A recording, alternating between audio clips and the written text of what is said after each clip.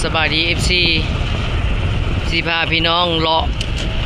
ทางเส้นแคมคลองไปทางเมืองเก่าเนาะมื้อนี้เนาะสิเริ่มจากตลาดนาโบเด้อนี่คือตลาดนาโบนี่อันนี้คือตลาดนาโบสิพา FC พาพี่น้องเลาะแคมคลองไปทางเส้นแคมคลองเนาะช่วงแรงๆรถจักรลายนิดนึง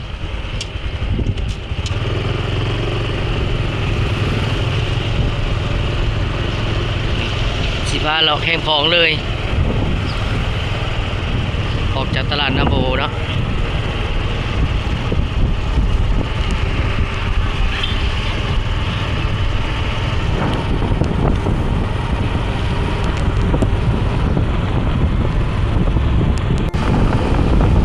จากตลาดนาโบมากะ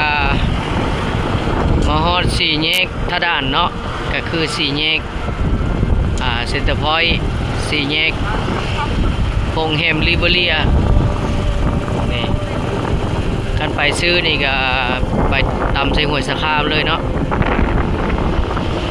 แต่สิพาเลาะแคมคลองเลยเนาะมื้อนี้นี่คือสี่แยก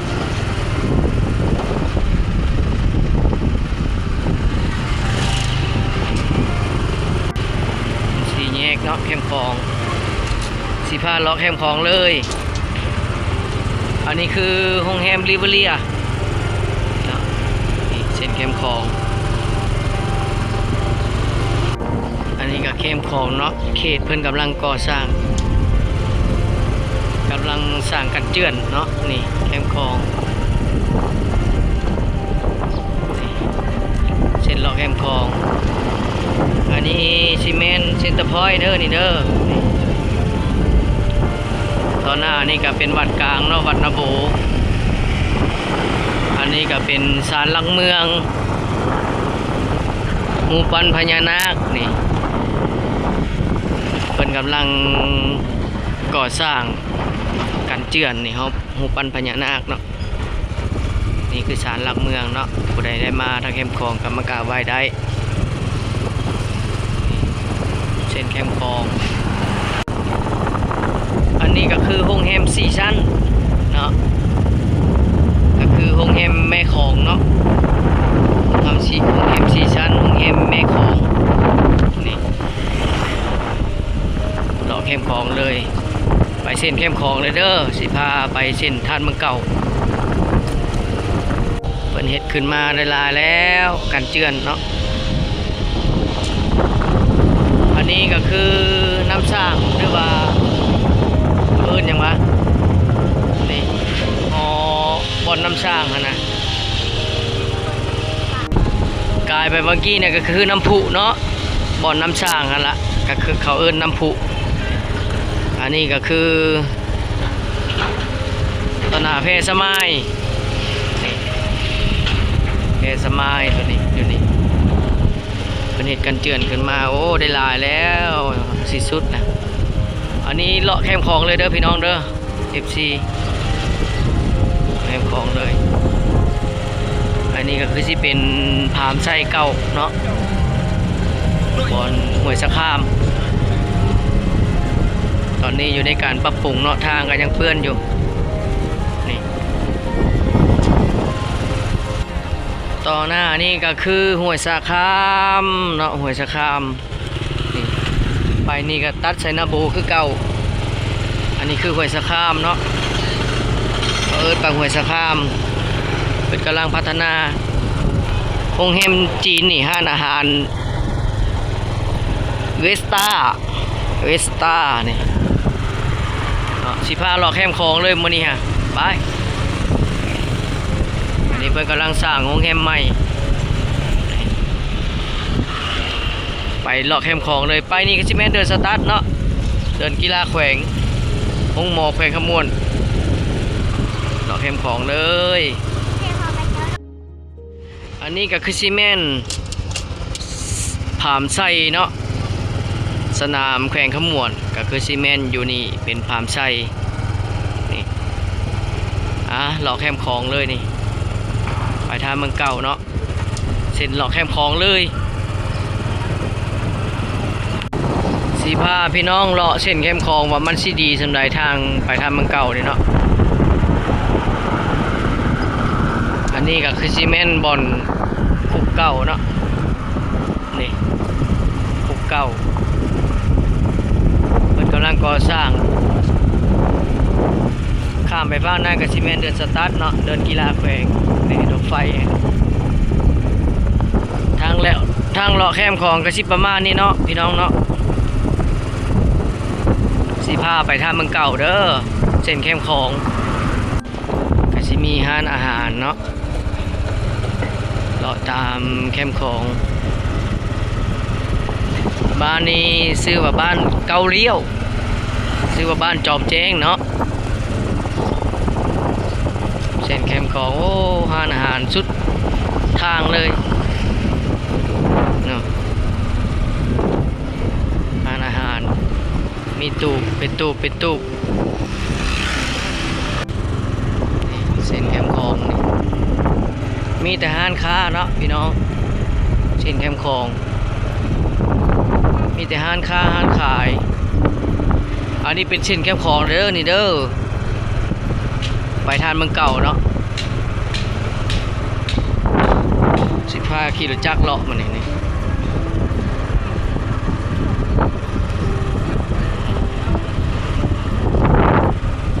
สวัสดีเว้ย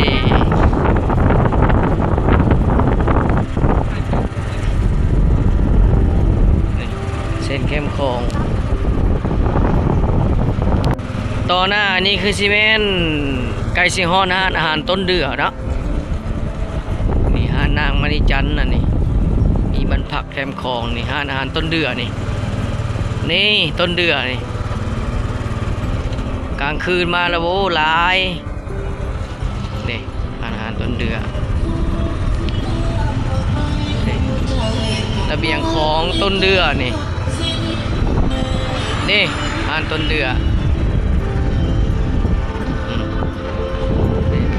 อาหารต้นเดือโอ้คนเต็มแล้วคน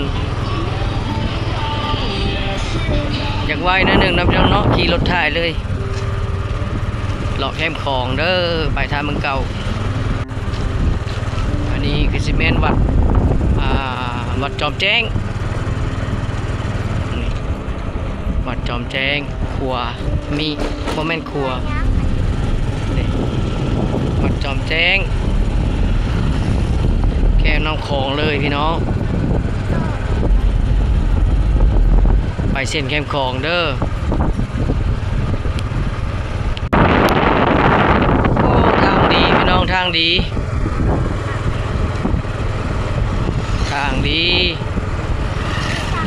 บรรยากาศดีมีร้านขายเครื่องพร้อมบรรยากาศดีนี่บรรยากาศเลาะแคมคลองฝั่งทางนั้นคือฝั่งไทยเด้อฝั่งนครพนมเนาะ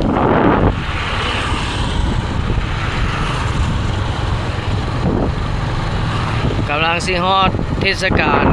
บุญพระธาตุเมืองเก่าคนก็จากหลายนะโอ้ฝรั่งแลนออกกำลังกาย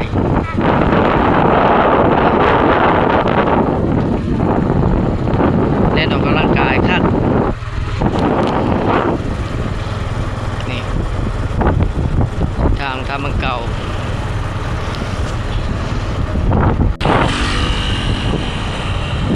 วิวบรรยากาศงามหลายผู้บ่าวผู้สาวพาผู้สาวมานั่งนี่ยามแลงบรรยากาศดีเส้นทางเลาะแคมคลองจากหน้าโบไปทางเมืองเก่าเราต้อง14นี่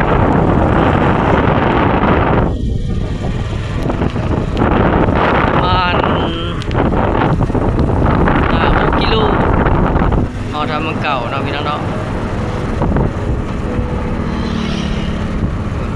ผู้สาว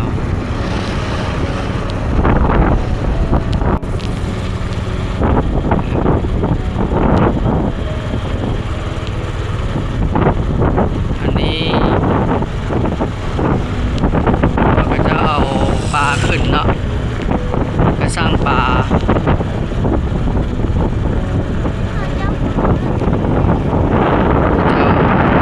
พระเจ้าใส่รถดึงเลยกระสร้างป่าเนี่ยแต่งใช้รถจักรดึง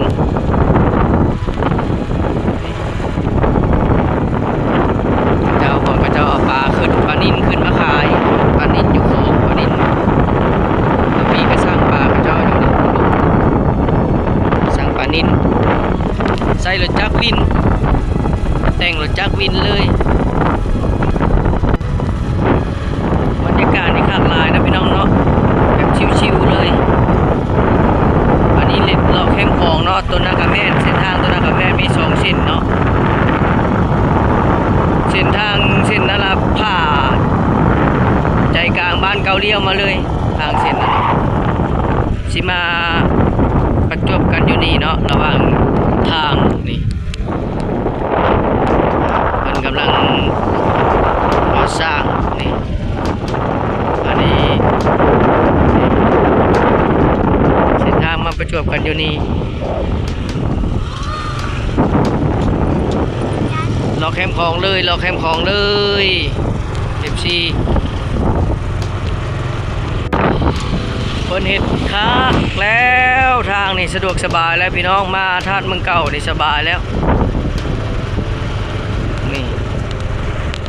มาบุญธาตุสบายนี่สีฮอดธาตุเมืองเก่าแล้วพี่น้องนี่ยังอีกประมาณ200 เมตรไปฮอดธาตุเมืองเก่านี่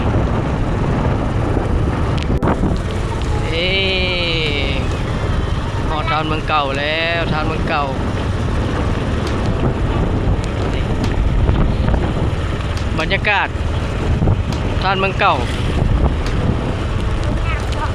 ยังอีก2-3 มื้อกับบุญบรรยากาศก็กำลังเริ่มมีห้านค้าบอนฝากรถจะเตรียมบอนฝากรถ